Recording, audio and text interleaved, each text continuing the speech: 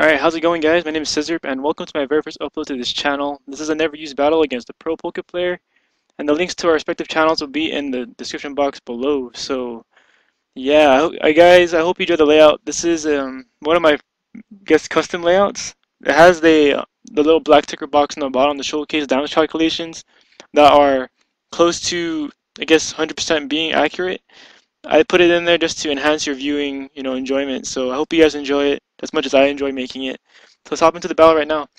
Alright, so he leads out with an Explode, I lead out with my Butterfree, and right off the bat I'm going to go for a Sleep Powder because with Compound Eyes, the Guarantee Connect.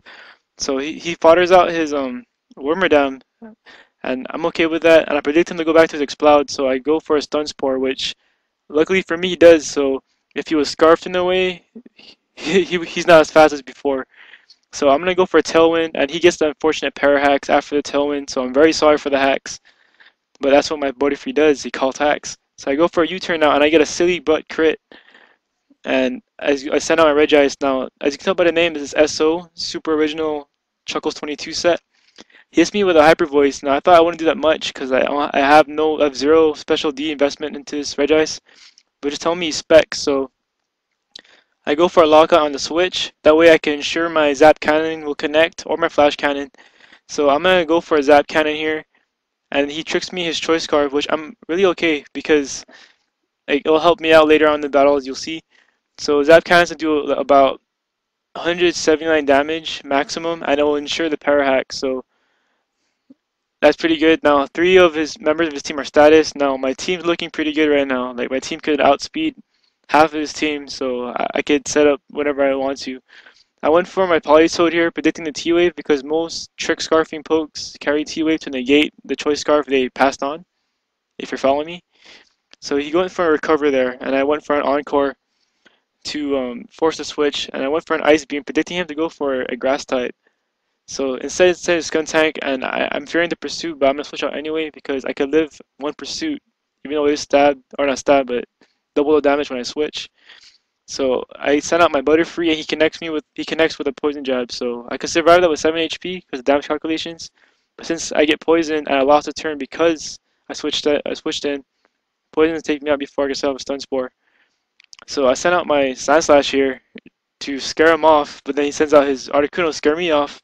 I sent my Regice here, and I was like, screw it, enough of the switching games. I went for a Zap Cannon. I chose Zap Cannon to lock myself into because, for one, no one on his team could like resist it, so I'm pretty safe. And an unfortunate thing happened here. I connect twice with a Zap Cannon on his Explode, so that Choice Scarf helped me out. It gives me 2 shots to connect, and unfortunately for him, he connected twice in a row. So it really sucks. Sends out his Charizard here, and looking at this, he's probably Life Orb, or because if it was Specs, it would have taken me out. So thanks to Regice's natural Spec D bulk, I could survive that with 1 HP, but I missed with the Zap Cannon, and the burn takes me out. So seeing a Life Orb recoil, guys, pay attention to that Life Orb recoil. It helps me out later on in the game. I'll point out to you later. And this part, I decided to fodder my Politoed because, for one, I've seen the rest of his team already. Politoed can't do jack dilly squat to the remaining pokes, so I wanted to fodder him. So this is like the haxiest part of the battle by far, but I'm okay with it because I felt really bad for all the hacks he got in the beginning, and I guess this is a way of, the hacks like to pan out itself in an even way. So it's all rinse, wash, and repeat here. He goes for a Tri Attack. I go for an Ice Beam. Tri Attack, Ice Beam. At one point, I went for an Encore, predicting him to go for a T-Wave to predict me to switch, if it makes sense.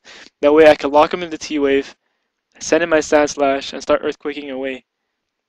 But that's not the case. So I think 2 more Tri Attacks will take me out. And I didn't fast forward this part because I wanted to tell you guys that this part of the battle, I was actually thinking a couple of moves ahead when Politoed dies.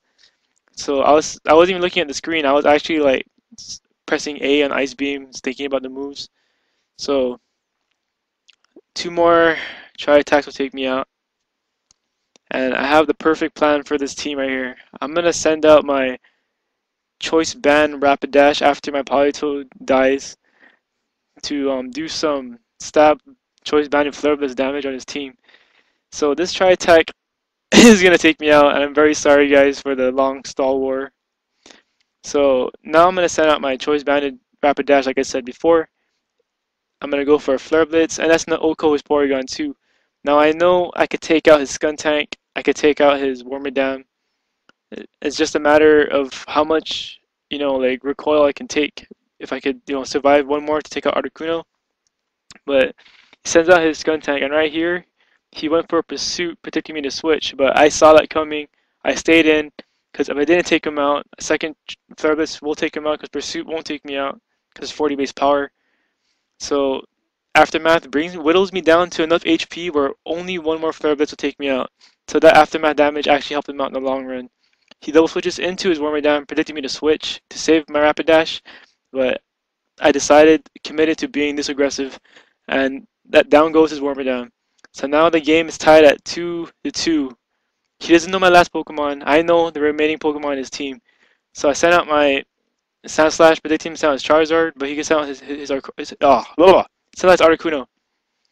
Now he went for a Life Orb Ice Beam. He actually like IM me all of the movesets he ran. That way I can have perfect, accurate damage calculations for this upload. So my last Pokemon is Medicham, and you know what he's packing. I locked myself into Thunder Punch because I know it could do more damage to Articuno, and it's super effective against Charizard.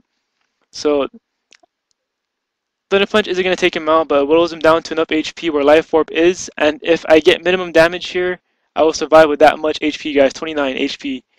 And the Life Orb recall he got earlier on Fire Blast helps me out at the end of the battle because 98 damage and 98% max. I got max damage on this Charizard. So that's a good game, ProPokePlayer. Thank you so much for the battle. And guys, be sure to check out his channel as well as my own if you want to see more content coming from us. And if you enjoy my layout, comment, like the video, and subscribe to PokeMoshPit because without these guys, our content will be showcased to the community. So with that being said, guys, my name is SiZZirP. Thank you so much for watching. I'm out. Peace.